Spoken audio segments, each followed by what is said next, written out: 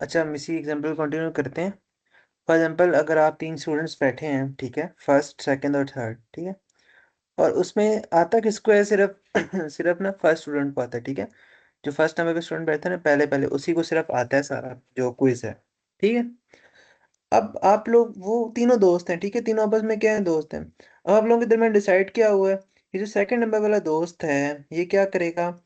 ये आपको मतलब ये उस पहले दोस्त से देखेगा, और जो सेकंड वाला दोस्त है वो किससे देखेगा? थर्ड वाले से देखेगा। मतलब कि जो लास्ट पे बंदा बैठा है वो सेकंड वाले बंदे का देखेगा, और सेकंड वाला किसका देखेगा? फर्स्ट वाले का देखेगा।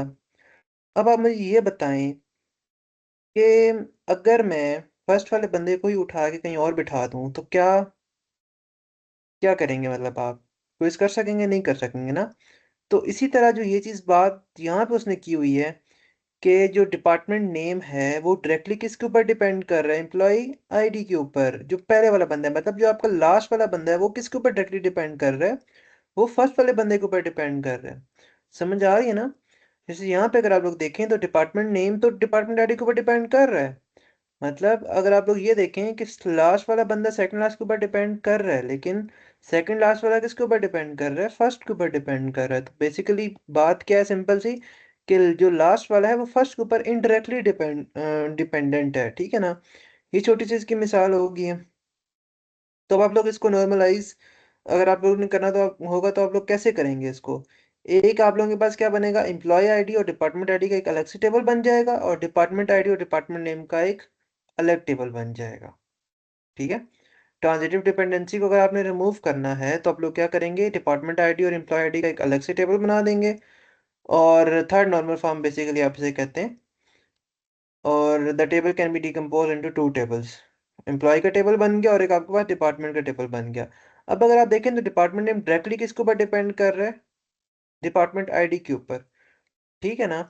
तो अब आप लोगों ने क्या किया? इसके अंदर जो ट्रांजिटिव डिपेंडेंसी थी वो आप लोगों ने रिमूव कर दी है। सही है। अब आप लोग अच्छा, अब हम लोग करते हैं नॉर्मल नॉर्मल फॉर्म्स जो आपके पास है। 1 NF है, 2 NF है, 3 NF है, फिर वो BCNF आ जाती है, ठीक है। और देन आपके पास 4 NF आती है और 5 NF आती है, ठीक है।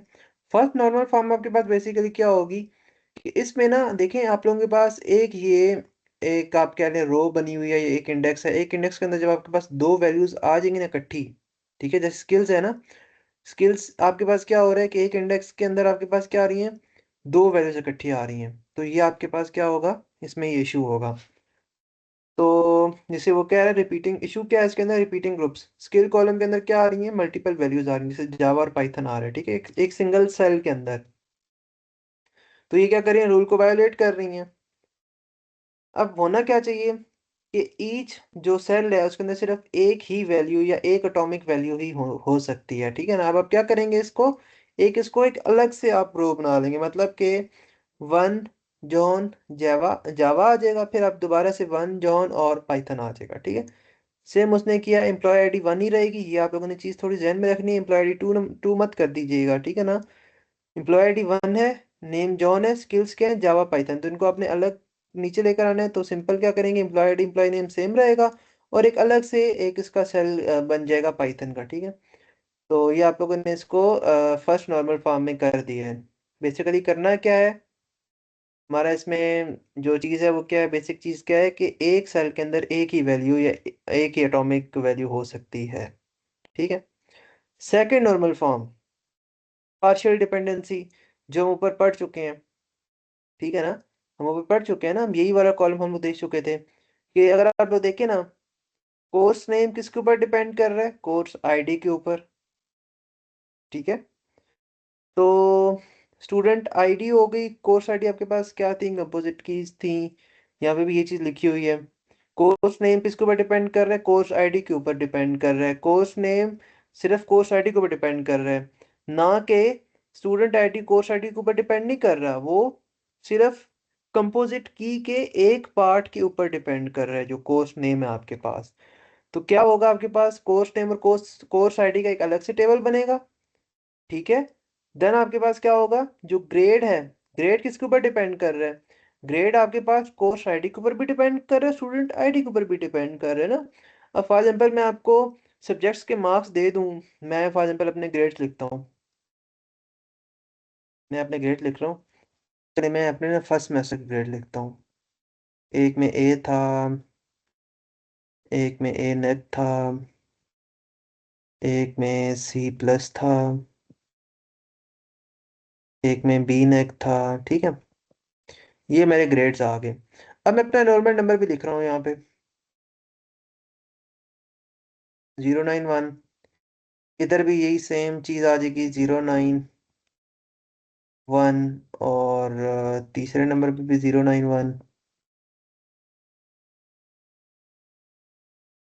अब इधर भी क्या आ जाएगा, 091। अब आप मुझे ये बताएं कि ये तो मतलब मैंने एनरोलमेंट नंबर लिख दिया, अपने आईडी लिख दी, ये मैंने ग्रेड लिख दी है। अब मुझे क्या पता कि कौन से कोर्स के अंदर मैंने ग्रेड लिया है, मतलब ये मतलब मेरे, अब आपको इससे देख के पता चल रहा है कि मैंने कौन से कोर्स के अंदर मेरा ए ग्रेड आया, ए ने गया, सी प्लस बी ने गया, नहीं ना। अगर आप यहाँ पे कोर्स आईडी मेंशन कर दूं, जैसे हमारी कोर्स आईडी जो लिखी होती है ना, CSC या इस तरह की हमारी कोर्स आईडीज लिखी होती है ना, तो अब अगर मैं यहाँ पे कोर्स आईडीज का भी एक कॉलम बना दूं, तो फिर आप लोग अंदाजा लगा सकते हैं ना कि मेरा कौन से कोर्स के अंदर कौन सा ग्रेड आया था। तो सेम अगर आप लोग देखें, तो ये आपके पास ग्रेड किसके ऊपर डिपेंड करे, कोर्स आईडी स्टूडेंट आईडी के ऊपर, तो एक ये टेबल बन जाएगा। और जो पार्शियल डिपेंडेंसी थी, पार्शियल डिपेंडेंसी क्या थी कि आपका जो एक नॉन की एट्रीब्यूट वो किसके ऊपर डिपेंड कर रहा होगा आपके पास, एक कंपोजिट की के एक सिर्फ कॉलम के ऊपर, तो कोर्स नेम सिर्फ कोर्स आईडी के ऊपर डिपेंड कर रहा है। तो वो एक ये टेबल ये बन गया, और एक आपके पास टेबल ये बन गया। ठीक है, मैं थोड़ा सा मुझे लग रहा है कि कॉन्सेप्ट में मिक्स करके आप लोगों को बता रहा हूँ, जिससे आप लोगों को शायद थोड़ी सी हो सकता है मुश्किल हो। ठीक है, लेकिन खैर कोई नहीं, हो जाएगा। देन आपने सोल्यूशन इसका क्या किया कि डिकम्पोज कर दिया टेबल को दो के अंदर, मतलब कि separating the course name into its own table to remove the partial dependency. अब आप लोगों ने क्या किया, पार्शियल डिपेंडेंसी रिमूव कर दी है। सही है ना। अब कोर्स नेम किसके ऊपर डिपेंड कर रहा है, कोर्स आईडी के ऊपर, और ग्रेड किसके ऊपर डिपेंड कर रहा है, दो जो उसके कंपोजिट की के जो दो उसकी वो है कीज जो है। अब जो थर्ड NF, 3NF जिसे आप कहेंगे, वो क्या है, 3NF जो आपकी थर्ड नॉर्मल फॉर्म है, उसके लिए जरूरी क्या है कि आपका जो टेबल है वो क्या होना चाहिए, सेकंड नॉर्मल फॉर्म के अंदर होना चाहिए। ठीक है, उसके बाद ही आप इसे कर सकते हैं। तो एम्प्लॉय आईडी, डिपार्टमेंट आईडी और डिपार्टमेंट नेम। ठीक है, एम्प्लॉय आईडी, डिपार्टमेंट आईडी और डिपार्टमेंट नेम। या आप ये जो टेबल, अगर आप लोग ये टेबल नहीं भी लेना चाहते तो आप ये वाला टेबल भी, हम इस टेबल को देख के भी एग्जांपल्स वगैरह ले सकते हैं, मैं इसे भी समझा दूंगा। ठीक है, तो ये आपके पास 2NF के अंदर है, सेकंड नॉर्मल फॉर्म में, जरा इसको। ठीक है, अब इसमें मसला कहाँ पर आ रहा है, थर्ड 3NF में अगर आपने से करना है, मसला यहाँ पे ये आ रहा है कि जो डिपार्टमेंट नेम है वो किसके ऊपर डिपेंड कर रहा है, डिपार्टमेंट आईडी के ऊपर डिपेंड कर रहा है। ठीक है, और डिपार्टमेंट आईडी जो है आपकी किसके ऊपर डिपेंड कर रही है, जो आपकी प्राइमरी की है एम्प्लॉय आईडी, उसके ऊपर। ठीक है, तो अब ये क्या, ये चीज़ क्या क्रिएट कर रही है, चेन ऑफ डिपेंडेंसी। मतलब कि अगर मैं आप लोगों को इसका बताऊं, ट्रांजिटिव डिपेंडेंसी इसके ऊपर बेसिकली अब आ गई। ट्रांजिटिव डिपेंडेंसी में आप लोगों को पहले बता चुका हूँ ना, जब हम लोगों ने, जो मैंने आप लोगों को एग्जांपल नहीं दी थी कि तीन अगर स्टूडेंट्स बैठे हैं चीटिंग करना चाह रहे हैं, वो वाली एग्जांपल ध्यान में रखें। अब ट्रांजिटिव डिपेंडेंसी आ गई, डिपार्टमेंट नेम किसके ऊपर डिपेंड करे, डिपार्टमेंट आईडी के ऊपर, और डिपार्टमेंट आईडी किसके ऊपर डिपेंड करे, एम्प्लॉय आईडी के ऊपर। तो अब क्या करेंगे, simple, department name department ID का एक बन जाएगा। ठीक है, एक टेबल डिपार्टमेंट नेम और डिपार्टमेंट आईडी का बनेगा, और एक जो टेबल आएगा वो किसका बनेगा, एम्प्लॉय आईडी का और डिपार्टमेंट आईडी का। तो ये आपके पास दो टेबल इसके बन गए। सोल्यूशन क्या है कि break table into two, removing the transitive dependency by creating a separate department table. मतलब कि आप लोग क्या करेंगे, सेपरेट टेबल्स बना दें, डिपार्टमेंट का अलग बना लें, एम्प्लॉय का एक अलग टेबल बना लें। देन आपके पास आ रही है जी BCNF, ये भी ना एक किस्म की 3NF की ही एक टाइप आप इसे कह सकते हैं, बाइक कॉर्ड नॉर्मल फॉर्म, पता नहीं, मैं थोड़ा इंग्लिश मेरी वीक है, तो इसी को इग्नोर करना है आप लोगों ने। टेबल इन 3NF, तो आपका जो टेबल है वो किसके अंदर है, थर्ड नॉर्मल फॉर्म के अंदर है। स्टूडेंट आईडी भी आपके पास गिवन है, कोर्स आईडी भी गिवन है, और इसमें जो प्राइमरी की है वो स्टूडेंट आईडी है। ठीक है, कोर्स आईडी भी है और इंस्ट्रक्टर भी है। तो हम जरा इसको देखते हैं। जो इंस्ट्रक्टर है वो किसके ऊपर डिपेंड कर रहे हैं, सिर्फ कोर्स आईडी के ऊपर डिपेंड कर रहे हैं, ना कि जो कंपोजिट आपकी कीज जो आपकी बन रही हैं। मतलब कि इंस्ट्रक्टर किसके ऊपर डिपेंड कर रहे हैं, सिर्फ कोर्स आईडी के ऊपर। ठीक है ना। इंस्ट्रक्टर जो है आपका कोर्स आईडी स्टूडेंट आईडी के ऊपर डिपेंड नहीं कर रहा।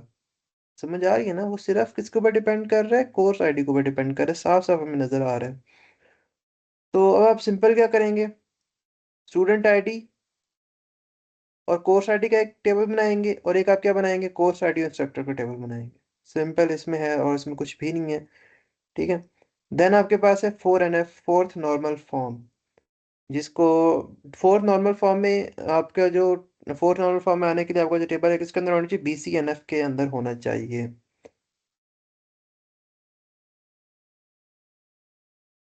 मतलब आप लोग देख सकते हैं, मैं जरा उसको दोबारा एक्सप्लेन कर देता हूँ कि इंस्ट्रक्टर किसके ऊपर डिपेंड कर रहा है, कोर्स आईडी के ऊपर। ठीक है। Not on the composite key, वो कंपोजिट की के अंदर दो चीज़ें आ रही हैं, स्टूडेंट आईडी भी और कोर्स आईडी भी आ रही है ना। तो वो दोनों के ऊपर डिपेंड नहीं कर रहा, वो सिर्फ कोर्स आईडी के ऊपर डिपेंड कर रहा है। तो आप सिंपल स्टूडेंट आईडी और कोर्स आईडी का एक अलग से टेबल बनाओगे, और कोर्स आईडी और इंस्ट्रक्टर का अलग से टेबल बनाओगे। सही हो गया। देन आपके पास है 4NF। 4NF के लिए आपका जो टेबल है वो BCNF के अंदर होना चाहिए। सर अगर आप लोगों को कोई टेबल दे देना कि आप मतलब उसे B4NF में करो या 3NF में करो, तो पहले आप लोगों ने उसे देखना है कि क्या वो फर्स्ट नॉर्मल फॉर्म के अंदर है, सेकंड के अंदर है, फिर आप लोग उसे थर्ड या फोर्थ के अंदर करेंगे। तो अच्छा, अब इसमें देखें 4NF, अगर आप फोर्थ नॉर्मल फॉर्म देखें तो स्टूडेंट आईडी है, लैंग्वेज है और स्पोर्ट आपके पास है। ठीक है। स्टूडेंट आईडी आपके पास 1 है, लैंग्वेज आपके पास इंग्लिश फ्रेंच, फुटबॉल आपके पास क्या है, स्पोर्ट में फुटबॉल और बास्केटबॉल आ गया। अच्छा, अगर आप लोग थोड़ा सा इसको जरा गौर करके देखें तो क्या लैंग्वेज और स्पोर्ट का कुछ तुक बनता है इसके साथ आने का, मतलब कोई इनका मैच बन नहीं रहा ना, अगर आप थोड़ा तरीके से देखें इस चीज को। लैंग्वेज और स्पोर्ट का कोई इसके साथ कोई लिंक ही नहीं बन रहा, मतलब एक दूसरे से वो बिल्कुल इंडिपेंडेंट चीज है ना। अब जैसे मेरा और पढ़ाई का जो ताल्लुक है वो दूर दूर से हम दोनों का कोई ताल्लुक नहीं है, पढ़ाई का और हमारा, तो इस तरह यहाँ पे भी देखिए लैंग्वेज और स्पोर्ट का क्या है, इस चीज से कोई ताल्लुक नहीं है। ठीक है। इंडिपेंडेंट है एक दूसरे से। तो लेकिन वो क्या है, एक दूसरे के साथ इकट्ठे स्टोर हैं, तो ये क्या होगी, रिडंडेंसी की प्रॉब्लम होगी। रिडंडेंसी क्या होगी, रिपीटिशन वगैरह जो होती है उससे आप कहते हो। ठीक है। शायद मेरे ख्याल से मैं सही कह रहा हूँ। तो अब आप क्या करेंगे, इसके ना दो टेबल्स बना लेंगे आप। स्टूडेंट आईडी और लैंग्वेज का एक टेबल बन जाएगा, और एक आपके पास स्टूडेंट आईडी और स्पोर्ट का एक टेबल बन जाएगा, सिंपल। देन आपके पास है fifth normal form. Fifth normal form में अगर आप कर रहे हैं तो सबसे पहले जो आपका टेबल है वो क्या होना चाहिए, फोर नॉर्मल फॉर्म के अंदर होना चाहिए। ठीक है। तो इसके अंदर आपने क्या करना है,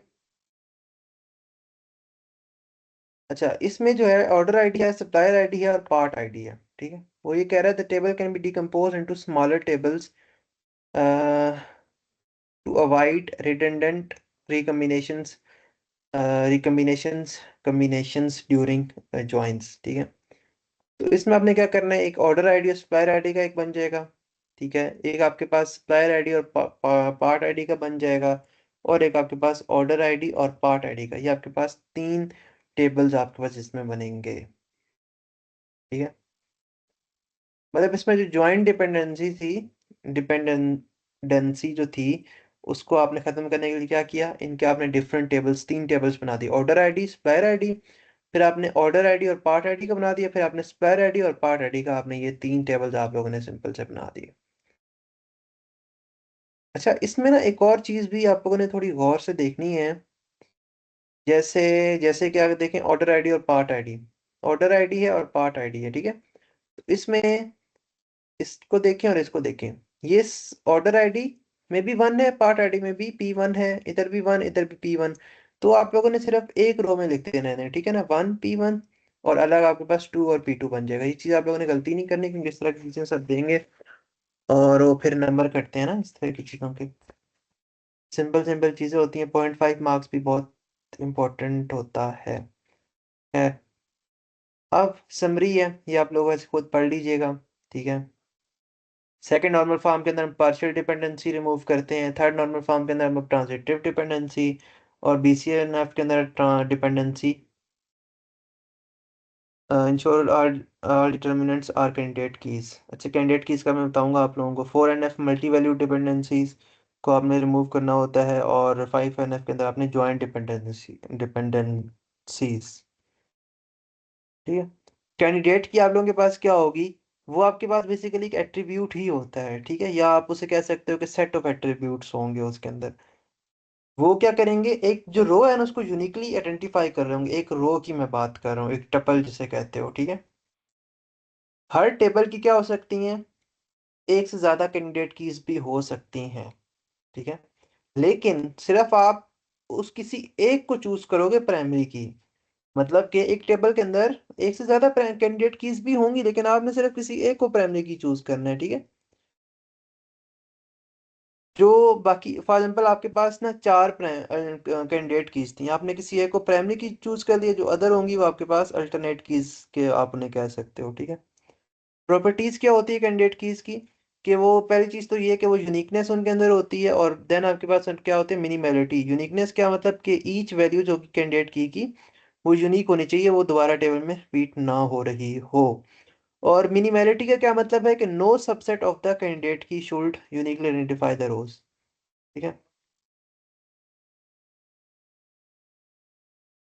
मतलब कि वो ये चीज कह रहा है कि कोई भी कैंडिडेट की जो सबसेट हो वो यूनिकली आइडेंटिफाई न करो रोज को, ठीक है। No subset of the candidate key should uniquely identify the rose.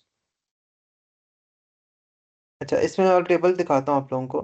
Student ID में 101, 102, 103, ठीक है, ये प्राइमरी की आप इसे कह सकते हो। या आप देखें 101, 102, 103 सारे डिफरेंट है। ईमेल के अंदर आए, जॉन है, अलाइस है, माइक है, ये भी सारे डिफरेंट है। फोन नंबर देखें, सारे डिफरेंट है। नेम देखें, नेम भी सारे क्या डिफरेंट है, नेम भी रिपीट नहीं हो रहा, फोन नंबर भी रिपीट नहीं हो रहा, ईमेल भी रिपीट नहीं हो रही, स्टूडेंट आईडी भी रिपीट नहीं हो रही। अच्छा, अब यहाँ पे देखें ना, यूनिकनेस इसकी देखें, स्टूडेंट आईडी यूनिक है, तमाम रोज उसकी यूनिक हैं। ईमेल की भी तमाम रोज यूनिक हैं। फोन नंबर की भी तमाम रोज अगर आप देखें तो यूनिक हैं। अब मिनिमैलिटी आपने चेक करनी है। स्टूडेंट आईडी के अंदर आपके पास अगर आप देखें तो एट्रीब्यूट क्या है उसका, एक एट्रीब्यूट है उसका, ठीक है। और जो कि आपके पास क्या है, यूनिक है। ईमेल का भी एक ही एट्रीब्यूट है जो कि यूनिक है, और फोन नंबर का भी एक एट्रीब्यूट है जो कि यूनिक है, ठीक है। कैंडिडेट कीज कौन कौन सी बन सकती हैं, स्टूडेंट आईडी बन सकती है, देन आपके पास ईमेल, फोन, ठीक है, ये आपके पास क्या नाम है इसके, कैंडिडेट कीज बन सकती हैं। तो आप ना कोई सी भी चूज कर सकते हो कैंडिडेट की, तो हम स्टूडेंट आईडी को एज अ प्राइमरी की चूज कर रहे हैं, ठीक है। जो अदर होंगी वो अल्टरनेटिव कीज आप उन्हें कह सकते हो। बाकी ये चीजें सिंपल है, ये आप लोग पढ़ सकते हैं, वैसे इतना मुश्किल नहीं है। नॉर्मलाइजेशन बेसिकली थी क्या, हम उसमें से डिपेंडेंसीज को रिमूव कर रहे थे। एक में से हम क्या कर रहे थे जी, ट्रांजिटिव डिपेंडेंसी को रिमूव कर रहे थे, एक में से पार्शियल को, और एक में से फुल डिपेंडेंसी को हम लोग रिमूव कर रहे थे, ठीक है। कोई अगर इश्यू वगैरह हुआ तो आप लोगों ने बताना है, वैसे